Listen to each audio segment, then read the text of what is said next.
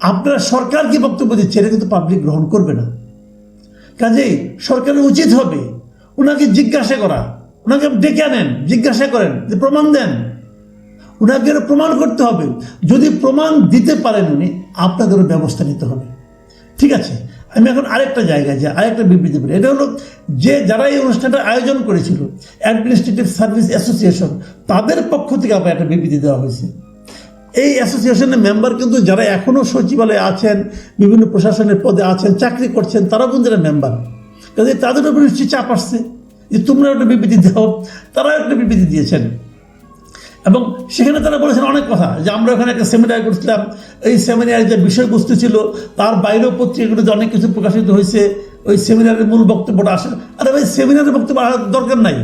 উনি আবার আমাদেরকে সাংবাদিকতা শেখাচ্ছেন। এটা সাংবাদিকরা সেখানে গিয়েছে, তাদের কাছে যে পয়েন্টটা ভালো লেগেছে তারা সেই পয়েন্টটা উল্লেখ করবে। আপনার সেমিনারের মূল প্রবন্ধ কি এটা উল্লেখ করতে হবে নাকি?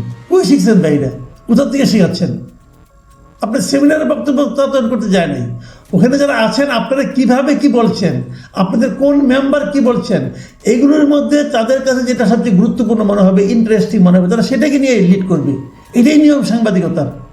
যাই হোক, ওনারা শিখে টেখে তারপর উনি বলছেন, ওনারা যে কথাটা বলছেন সেটা হলো এই অ্যাডমিনিস্ট্রেটিভ সার্ভিস যারা আছে এরা আবার সরকারকে একটা সার্টিফিকেট দিয়েছে। শুনেন সার্টিফিকেটটা কি? তারা বলছে এই বিবৃতিতে যে বর্তমান অন্তর্বর্তী সরকার দায়িত্ব গ্রহণের পর অনিয়ম ও দুর্নীতির বিরুদ্ধে কঠোর অবস্থান গ্রহণ করেছে। বুঝেন কিন্তু?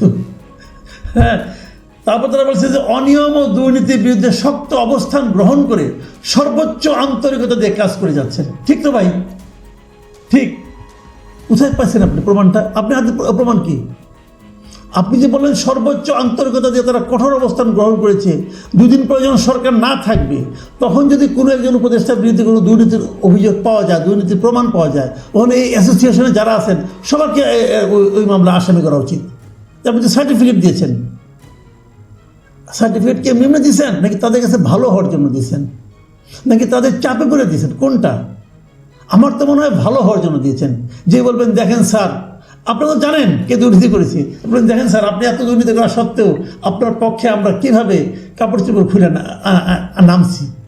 এই তো আপনাদের মন মানসিকতা, মানে এত দ্রুত দিয়ে দেওয়া উচিত না। তবে আমার কাছে আমার কাছে যেটা হতাশাজনক মনে হয়েছে, যেটা দেখে আমি সবচেয়ে হতাশ হয়েছি, সেটা হলো মির্জা ফখরুল ইসলাম আলমগীরের যে বক্তব্যটা।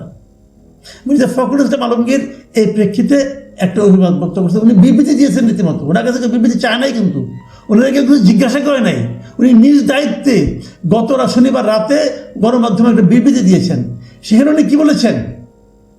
সেখানে উনি বলেছেন যে অন্তর্বর্তী সরকারের উপর নাকি তাদের পূর্ণ আস্থা আছে, অন্তর্বর্তী সরকারের উপদেষ্টাদের সততার উপর তাদের পূর্ণ আস্থা আছে। আপনাদের এই সততার উপর আস্থাটা কী করে তৈরি হলো? তৈরি ভিত্তিটা কি? এই যে একটা ব্ল্যাঙ্ক চেক আপনারা দিয়ে দিলেন, এটা কীভাবে দিলেন? একজন ব্যক্তি বলছে যে ওনার কাছে গোয়েন্দা সংস্থার তথ্য অনুযায়ী উনি 8 জন লোককে দায়ী করলেন। তার তো একটা ভিত্তি জানা গেল, গোয়েন্দা সংস্থার তথ্য দিতে পারেন আর না পারেন বলেছেন তো। আপনার ভিত্তিটা কি? মির্জা ফখরুল ইসলাম আলমগীর যে বলতেছেন যে ওনাদের সততার উপর আমাদের পূর্ণ আস্থা আছে, ভাই ভিত্তিটা কি? কিসের উপর ভিত্তি করে আপনি আস্থাটা রাখছেন? শুনেন মির্জা ফখরুল ইসলাম আলমগীর কী বলেছেন, আমি হুবহু আপনাদের পড়ে শোনাই। আমি বলতে চাই হুইচ ইজ নট আওয়ার্স, মানে ওইটা বক্তব্যটা ওনাদের বক্তব্য না, তো আপনার বক্তব্য হওয়ার তো কোনো দরকারও নেই। কেউ কি বলছে আপনার বক্তব্য? হ্যাঁ, ওই ব্যক্তি চেয়ারপারসনের পিএস ছিলেন, তার মানে উনি তো বিএনপি করেন না, উনি তো বিএনপির প্রতিনিধি না, তাই ওনার বক্তব্যকে আপনাদের বক্তব্য হবে এই সন্দেহটা আপনি করছেন কেন? তারপরে বলছেন এটার সঙ্গে আমাদের কোনো সম্পর্ক নেই, আমরা প্রধান উপদেষ্টা সহ এই অন্তর্বর্তী সরকারের সব উপদেষ্টাকে অত্যন্ত সম্মান করি এবং তাদের উপর আস্থা আছে এবং তাদের ইন্টিগ্রিটির উপর আমরা আস্থা রাখি। ইন্টিগ্রিটি মানে তাদের সততার উপর আপনি আস্থা রাখেন। ভালো কথা।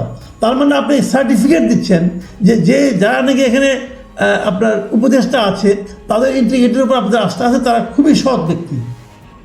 আমার বক্তব্য হলো, আপনাদের আগের বক্তব্যটা বুঝলাম, মানলাম যে এটা আপনাদের বক্তব্য না, সাত্তারের বক্তব্য, মানলাম এটা আমি, কিন্তু তাদের ইন্টিগ্রিটির উপর আপনার আস্থাটা রাখছেন কী হিসাবে? যদি রেখে থাকেন তাহলে বলেন তো কিছুদিন আগে আপনি 3 জন উপদেষ্টা পদত্যাগ দাবি করছিলেন কেন? তাদের কোন ইন্টিগ্রিটির উপর আপনাদের অনাস্থা ছিল? যে দাবিটা আপনারা কিছুদিন আগে করলেন ওটা আজকে হঠাৎ করে মিটে গেল কেন? তার মানে সরকার যে ফেব্রুয়ারিতে ইলেকশন দিচ্ছে আপনারা এতই খুশি হয়েছেন, এখন বলতেছেন যা নিবার নিয়ে যাও, কোনো সমস্যা নাই, ইলেকশনটা খালি দাও। ঘটনাটা কি এটা? শুনেন, আমি একটা কথা বলি, আপনি বিএনপির মহাসচিব, তার মানে মনে করার কোনো কারণ নাই যে বিএনপি পার্টির মালিক আপনি। আপনার পার্টির মালিক হলো দেশের জনগণ। আপনি এই দলটার একটা দায়িত্বে আছেন মাত্র।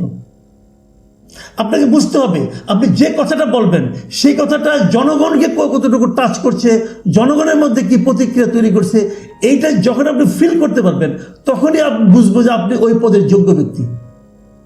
মির্জা ফখরুল ইসলাম আলমগীর আমার খুবই শ্রদ্ধেয় ব্যক্তি, ওনাকে আমি খুবই পছন্দ করি এই কারণে যে উনি কথা বলেন, অপ্রয়োজনীয় কথা বলেন না।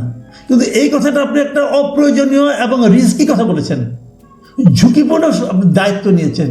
এখন যদি কোনো একটা উপদেষ্টার কোনো একটা অপরাধ, কোনো একটা দুর্নীতি খুঁজে পাওয়া যায়, যার অনেক রকম উদাহরণ, অনেক রকম কথা পাবলিক পারসেপশন হিসাবে মানুষের মধ্যে কিন্তু ভেসে বেড়াচ্ছে, আপনি সবগুলো দায়িত্ব নিয়ে নিলেন, আপনি সার্টিফিকেট দিয়ে দিলেন যে ওই লোকটা সৎ। মির্জা ফখরুল ইসলাম আলমগীর, এটা কি আপনার নিজের মনের কথা, কারো চাপের কথা, কেউ আপনাকে যে বলাচ্ছে, নাকি আপনি ভালোবেসে বলেছেন? বলবেন যে আমরা তো এই সরকারকে ভালোবেসে ফেলেছি। ভালোবাসতে কোনো সমস্যা নাই, ভালোবাসার কোনো যুক্তি লাগে না। কিন্তু সেক্ষেত্রে আপনি যদি এইভাবে ভালোবেসে ফেলেন তখন কিন্তু আবার যখন তাদের কোনো একটা দুর্নীতি প্রমাণ বেরিয়ে আসবে তখন কিন্তু এই ভালোবাসার এর লোকে সন্দেহ করবে।